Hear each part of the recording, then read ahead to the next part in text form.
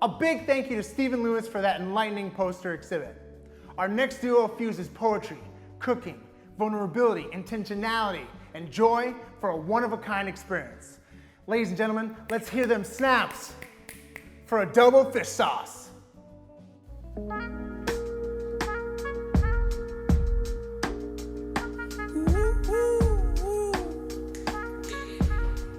Hey, wow. Welcome to the crib. Come through, y'all. If you ain't moving already, get one shoulder going. It's okay. Get one shoulder going. Get it. Wow. Welcome, Bread and Roses. Everyone, wherever you're watching this on your screen, at home, in the park, on the bathroom, just thank you for being here celebrating. Really exciting, really exciting. Let's bring the music down. Too hype. You know what I mean? It's working. The blood is flowing. What's up, everybody? My name is Fibo. I'm very excited to be here. Ooh, my name is Ricky, and we make up Adobo Fish Sauce. What can we say? We are Adobo Fish Sauce, yo. We are Adobo Fish Sauce. You know what I mean? Like Ricky and I have been friends for 10 plus years. We've been collaborating in multiple different ways throughout that entire time as co-educators, as co-facilitators of space and of open mics and of workshops. And I've been really blessed to be able to share the stage with my man's Ricky for like the past 3 years or so doing this Adobo Fish Sauce thing. It's been a lot of evolving. Been a lot of a growing thing. As we as individuals grow, it continues to grow with us. It started off as a cooking and poetry show, and now it's anything that we want. You know what I mean? Now it's this idea of intentional living and creative documenting. And sometimes it looks like inviting you into our kitchen and doing a little bit of cooking. But today it's looking like inviting you into our home. This is like a home ass home. You know what I mean? Like this is like a full room in both of our spots. You know what I mean? So welcome. Glad that you're here. I don't know about you. I don't have a kitchen in my room, so I'm chilling. You know what I mean? I'm gonna be out here. It's still gonna be hot. We still gonna have a good time. Couple of poems. What do you think? Couple of poems. I think that's pretty good. Even though I know we can't really see each other in this moment, but if you're feeling good, you can snap. That's what poets love. I can hear the snap energy. I can feel it. You can clap, or you can pretend like you're in the kitchen or eating something really good, and you hear that line, or you like, wow. So just showing you some ways that you can respond. But yeah, we're going to kick it off, and we're going to invite you into a little bit of our creative process. But I think, Fibo, you're interested in kicking this off? Yes. Ready to rock. I was grown from arroz con gandules. From sofrito and adobo can fix any meal. From my house on Sundays looking like a Goya commercial. I was grown from music, from calling Willie Colon and Hector Lavoe my godfathers, learning Spanish like Tu amor es un periódico de ayer, from calling Big Pun and Tougher Squad my cousins, learning my own language like dead in the middle of little did we know that we riddled to middlemen that didn't do diddly. I was grown from cobblestone streets, from hearing, I can't wait to leave this place, to knowing what it's like to run for my life, from having outsiders know more about my city than I did, from being surrounded by people that hate their own skin. I was grown from the skin, from not being dark enough to hang with the Ricans, from not being light enough to hang with the whites, from being confused with a sit at lunch, from not knowing who has my back when I get into fights. I was grown from hers, from my mother, bringing me into this life, from my best friend, showing me what to do with my life, from my first love, making me question my life, from my second love, making me question my life, for my current love, making me thankful for life, for being thankful. I was grown from being thankful, from knowing what love is from parents who love each other, from knowing what love is from parents who hate each other, from knowing that sometimes that's what love is in a Spanish household, from having lived in the city and in the campo, from falling asleep to police sirens and to coquis, from experiencing all 4 seasons in summer, all year round.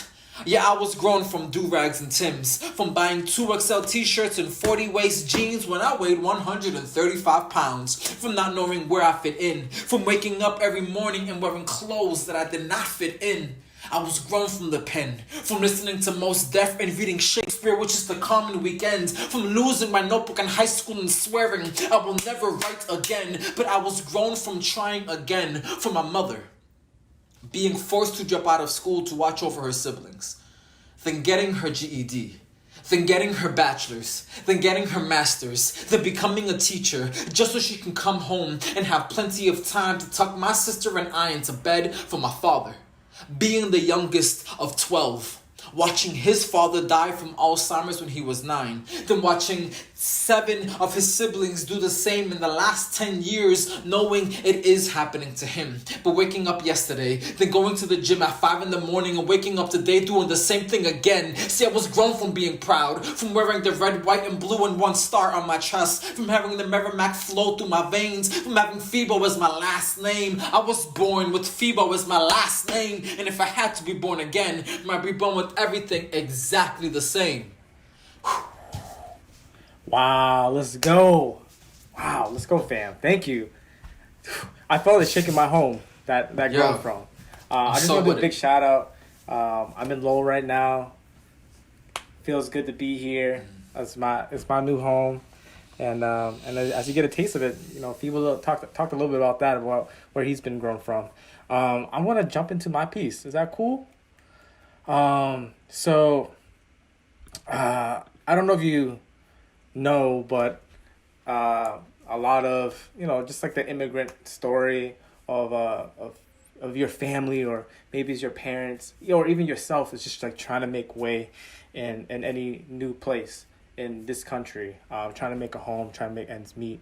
And this poem is going to speak a little bit about that, and it's called Donut. So I'm gonna rock with y'all.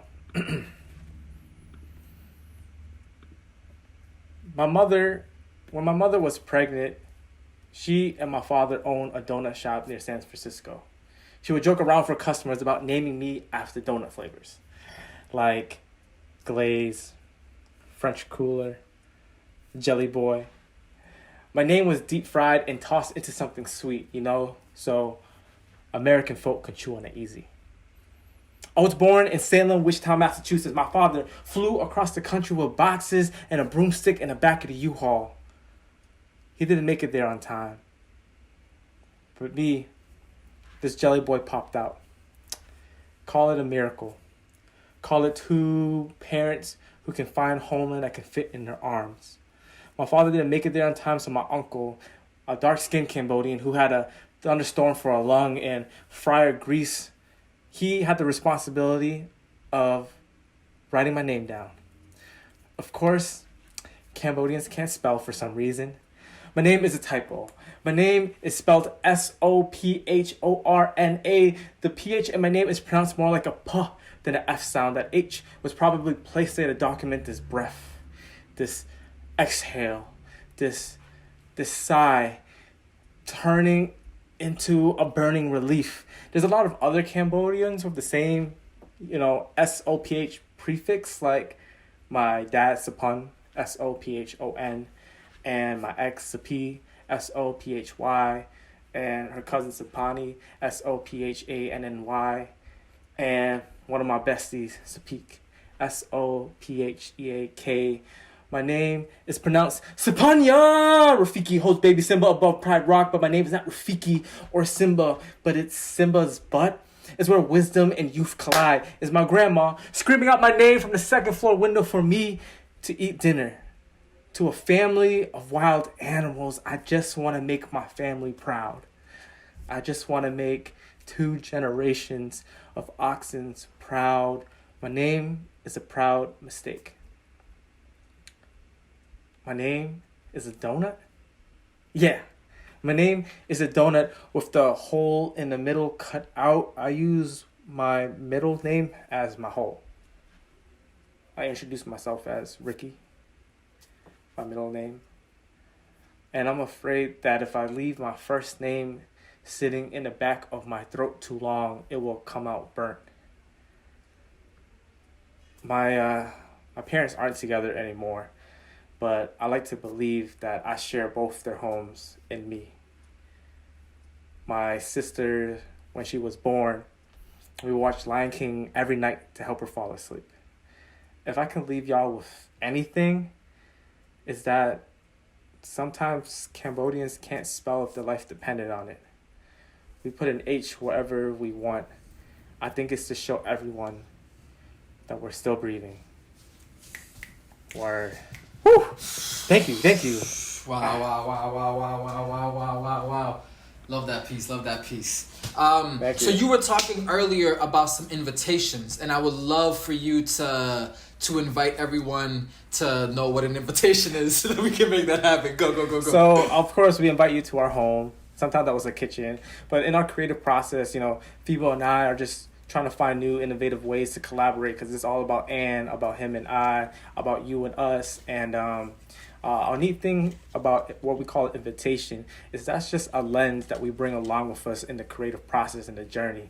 It allows us to have some considerations on how we view the work, view the world, and it just serves as a way to just as a guide. So today, I think Fibo might pull something called an angel card, which is all these cards with all these different words and values, and we're going to tap into that. We'll see what will happen. How can that inspire our next piece or how we talk about it? So, all right, I want to do some drum rolls. Okay, cool. Got my eyes closed. You can see, got the eyes closed. All right, what we got on screen? Put it for the homies to see. Creativity. Creativity. Excellent. So, what does it? We know with these words, we like to think of them in a couple of different ways, break them down, unlock what the word already has, and reflect it back onto the ways that it shows up in our own life, creating our own definition. So, what does it mean to be creative? What does it mean to have creativity? What does creativity look like? Right? I would love to hear from you, reflections either in your own poem or just in life in general. What does it mean to be creative? What does creativity look like? Talk to me. Just a few things that comes to mind. I think creativity is maybe another way to do something differently. I think having, being able to be comfortable and understanding how things work is really an important part of the process, but be able to try new things can be able to birth some new opportunities. Just drawing back to what we did, earlier this summer, where we tap into our peeling poems. It was a interesting process where it was based in something that we did repetitively, but the thing that we were doing was another way to approach thinking and writing. We had these oranges, and we were peeling it and using that to be very intentional, and eating that and allowing that to kind of guide us in something that's grounded, but having it be able to explore how we're feeling that day and that morning. What is life looking like? And then really created a lot of dope work. I think that's an example of how I felt like creativity has shown up and it been very impactful for me. What about you, Fibo? Yeah. I think about creativity. I think about what it means to be creative, and I think about this idea of birth, right? Of something wasn't there before and now something is. And how creativity doesn't always look like art, right? It doesn't always have to be an art thing. There was on our porch, there's a tree right out front, and earlier in the summer there was a nest with some baby birds in it. You know what I mean? And just the idea that birds can just pick sticks up and be cool, I'm gonna make something out of all of this discarded things. That's creativity. You feel me? It's innate in them. It's something that for them might be mundane, but I feel what's beautiful about creativity is not just when something gets creative, but also the recognition of that and the honoring of that and the celebrating of that. And at least for me, in terms of thinking about how that reflects back onto the poem that I did earlier, it made me think a lot about the way that I grew up, regardless of if the things that were happening in my life were creative, my outlook of it was, right? The things that are happening to me, I'm okay, cool, these things are happening, and I'm generating stuff, and I'm gonna eventually find a way to create something and put it out into the world. Yeah. So talk to me a little bit more about how creativity can put. I feel I can see it. I can see it on the teeth. You know what I mean? I know you got a poem. Talk to us. Yeah, so I don't know, we kind of tap into how we kind of use a kitchen environment as a place in a setting that feels familiar, but just trying to find a way to make it a little bit more as a tool to do storytelling. And I've been looking at food a lot differently in the moments that it has. So even just that lens of like being able to give different meanings to my experiences, I felt like can really lean into the creativity. And I have a few pieces that kind of speak into just like the foods in my life, but outside of the actual consumption of it, being able to think about all the different ways that it shows up. And I'm just going to jump into that. So this is going to be 2 parts, beef jerky and anchovy salad. So I'll rock it with this one.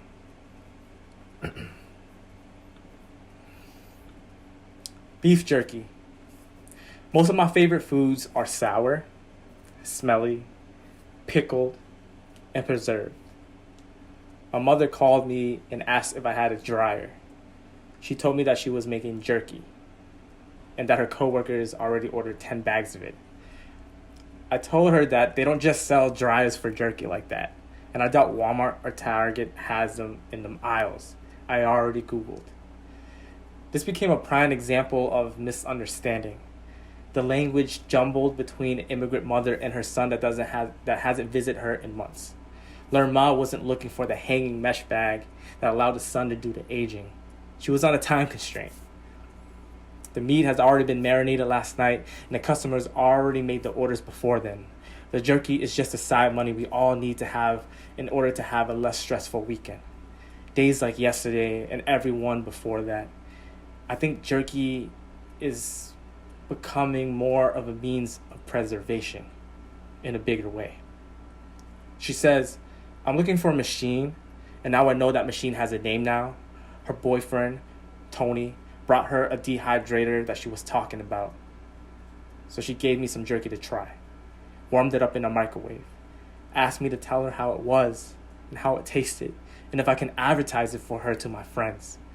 She gave me a container and homemade pickles and a bag of jerky, a size I told her that felt like it could be priced at $10.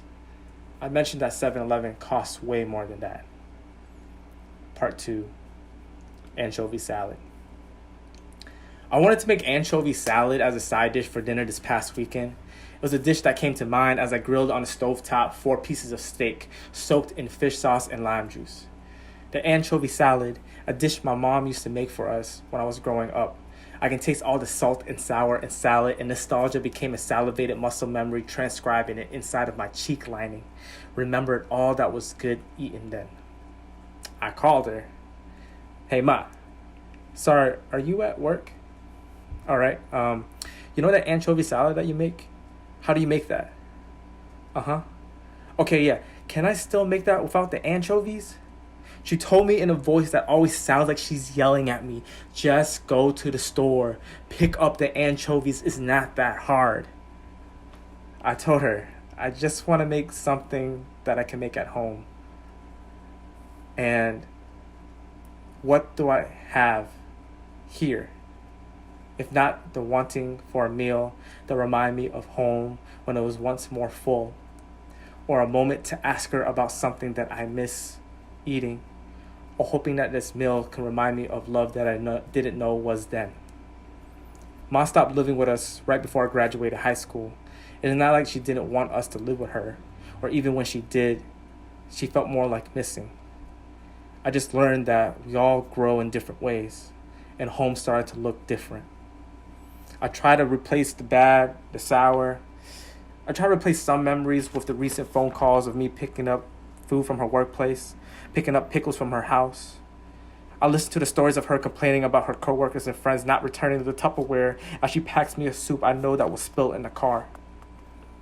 I remember about the dehydrator and what kind of story that was. Even now, thinking about my childhood, or even the pantry of my memory, I can notice that there are some bad memories. There's some things that are missing. But I learned how to make with what the pieces that we have. Learn that if you care and you love for someone, that you'll find a way to feed them and to care for them. Thank you. Oh, love it, love it, love it, love it so much, love it so much, love it so much. I'm gonna jump into a poem real quick because our time is tight. But good God, I wish I could just talk about that poem all day. All right. In thinking about creation, my wife, 9 months pregnant. There's definitely some creation happening there, you know what I mean? Yes. Just want to say that as excited as I am, and I'm very excited, it's very tricky because I'm becoming a father around the same time that I'm losing my father. His Alzheimer's is really intense, and so here's just a quick poem about a moment that I really felt that. In a sea of Zoom screen faces, I look, but no, I won't find my father amongst the guests in our family baby shower. And just like that, the me I never wanted to be is here. The me that can only hold my father via memory. The me that has already had all the conversations with him I could is here. And it just so happens to also be the version of me my father looked forward to. The me that is expecting a child. The me that is married, in love, and training for a marathon. Who wrote this irony? Who decided on this twist? My mother says one thing about my father on the Zoom call, and I am a gutted pig ready for the roast. I put my knotted throat in a chokehold as I kick my way through saying, yes, I will definitely take a picture of our baby in my black belt uniform, the same way Bobby took a photo of me in his. And I wonder, what does it mean to fight? How my father is in a mental facility laying on a hospital bed during a time when none of us can visit because his fighting to hold on to his memories looks a lot like the fighting he taught me. The type of fighting that turns the body into a weapon. How my mother most of the time was able to strike back with kindness to calm him down after every time he felt like a stranger in his own skin. How his reflection shows him someone he can't remember, doesn't recognize. And since his fight or flight response has always been a clenched fist, he ends up smashing everything around him trying to fight himself. And there goes that irony again, getting all up in our business. But because of this happening over and over, and this platter smashed, and that pot broken, and this broken TV, and my mom and sister's life endangered again and again, there was no choice but to put him in that mental facility and on that hospital bed. On the online baby shower, we tried to place the guests into breakout rooms, but didn't realize our account doesn't have that feature. But we still kept it going. Did the last activity as a group, and welcomed time for everyone to check in with us. I remember how during every training session, my father would quote Bruce Lee, told me to be like water, to adapt, that fighting was more flowing stream than raging river. I then placed my hand on Carly's belly and wait for the baby to kick. Word. Yo, Wow. We are Adobo Fish Sauce. Follow us on all the things that you think you might want to follow someone on at Adobo Fish Sauce, adobofishsauce.com. Let's we go. want to thank you so much. Bread and Roses, shout out to you. Ricky, once again, thank you for sharing the space with me. Of You're my course. boy fan. Thank y'all. Appreciate it. Shout out to everyone, Bread Roses, all the other performers. Enjoy the show.